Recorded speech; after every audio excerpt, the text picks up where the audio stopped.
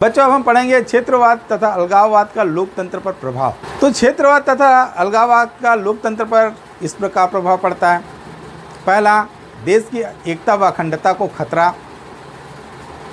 क्षेत्रवाद की भावना अपने प्रबल रूप में अलगाववाद में परिवर्तित हो जाती है और क्षेत्रवाद की भावना से प्रेरित लोग राष्ट्रीय एकता व अखंडता की उपेक्षा करके पृथक राज्य की मांग करने लगते हैं। पंजाब का खालिस्तान आंदोलन क्षेत्रीय संकीर्णता की घातक प्रवृत्ति का एक ज्वलंत उदाहरण है। इसके अतिरिक्त क्षेत्रवाद पृथक राज्यों की मांग की जड़ है।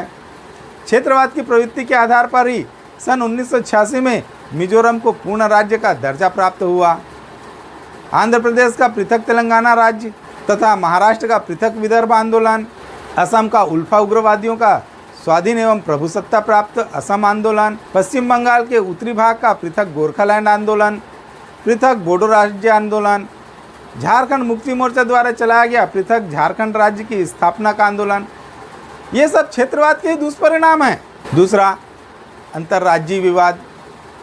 क्षेत्रवाद की भावना के कारण क्षेत्रीय हितों की पूर्ति हेतु भारत के विभिन्न राज्यों के मध्य भाषाई आधार पर क्षेत्रों के अंतरण एवं नदियों के जल बंटवारे आदि से संबंधित विवाद चल रहे हैं। कर्नाटक व महाराष्ट्र, मेघालय व असम, पंजाब व हरियाणा के मध्य विवाद का मुख्य कारण क्षेत्रवाद ही है।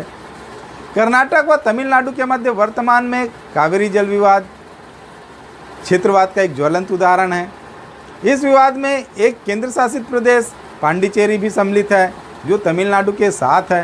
कर्नाटक और तमिलनाडु दोनों के क्षेत्रीय आर्थिक हित कावेरी के जल से जुड़े हुए हैं। यही कारण है कि दोनों ही राज्यों के मुख्यमंत्री इसे अपने व्यक्तिगत राजनीति की कसौटी बनाए हुए हैं, जिसके परिणाम स्वरूप दोनों राज्यों की सरकारों में टकराव की स्थिति बनी हुई है। तीसरा, क्षेत्रीय राजनीतिक दलों की स्वार्थ सिद्धि। क्षेत्रवाद की भावना के आधार पर जो वातावरण तैयार होता है उसमें क्षेत्रीय राजनीतिक दल उभरने लगते हैं जो क्षेत्रीय हित के नाम पर समाज को आंदोलन करने के लिए उकसाकर अपनी स्वार्थ सिद्धि करते हैं। पंजाब का अकाली दल, तमिलनाडु का डीएमके और असम का असम गण परिषद क्षेत्रवाद पर ही आधारित राजनीतिक दल है। उन दलों की अवांछनीय गतिविधियों ने राष्ट्रीय स्तर के राजनीतिक दलों की स्थिति को और दुर्बल बना दिया, जिसके परिणाम स्वरूप भारतीय लोकतंत्र के लिए खतरा उत्पन्न हो गया है। चौथा, अलग राज्य आंदोलन। क्षेत्रीय आकांक्षाओं के कारण झारखंड मुक्ति मोर्चा ने झारखंड को अलग राज्य बनाए जाने की मांग की। इसी प्रकार उत्तर प्रदेश के पहाड़ी क्षेत्रों ने क्षेत्रीय आकांक्षा के आधार पर उत्तराखंड नामक अलग राज्य की मांग की। क्षेत्रीय आकांक्षाएं केवल अलग राज्य बनाए जाने की मांग तक सीमित नहीं है। इसके आधार पर कई राज्यों में नदी के जल के बंटवारे को लेकर हिंसात्मक आंदोलन भी हुए। अंतर्राज्यीय विवादों से संबंधित निर्णयों को न्यायालय में चुनौती दी जाती रही है। चौथा, केंद्र और राज्यों के मध्य तनाव। क्षेत्रीय राजनीतिक दलों की राज्य सरकारें राज्यों को अधिक स्वायत्तता प्रदान करने की मांग करती रही है, जबकि केंद्र सरकार ऐसा करने में संकोच करती है। इससे केंद्र व राज्यों के मध्य तनाव की स्थिति उत्पन्न हो जाती है, जो लोकतांत्रिक शासन व्यवस्था के लिए अहितकर सिद्ध होती है। पांचवा, भाषा की समस्या की जटिलता। क्षेत्रवाद की समस्या भाषावाद की समस्या को और अधिक जटिल बना देती है। क्षेत्रीय वफादारी भाषा के प्रति विशेष लगाव उत्पन्न करती है। यह लगाव क्षेत्रीय भाषा को राष्ट्रीय भाषा से अधिक महत्व प्रदान करने में सहायक होती है। छठवां, क्षेत्रीय तनाव। क्षेत्रवाद की भावना विभिन्न क्षेत्र के निवासियों में तनाव और संघर्ष की स्थिति को जन्म देती है। प्रत्येक क्षेत्र अपने स्वार्थों और हितों की रक्षा करता ही है। यह उपेक्षात्मक दृष्टिकोण क्षेत्रीय संघर्ष को जन्म देता है, जिससे राष्ट्रीय एकता में बाधा उत्पन्न होती है।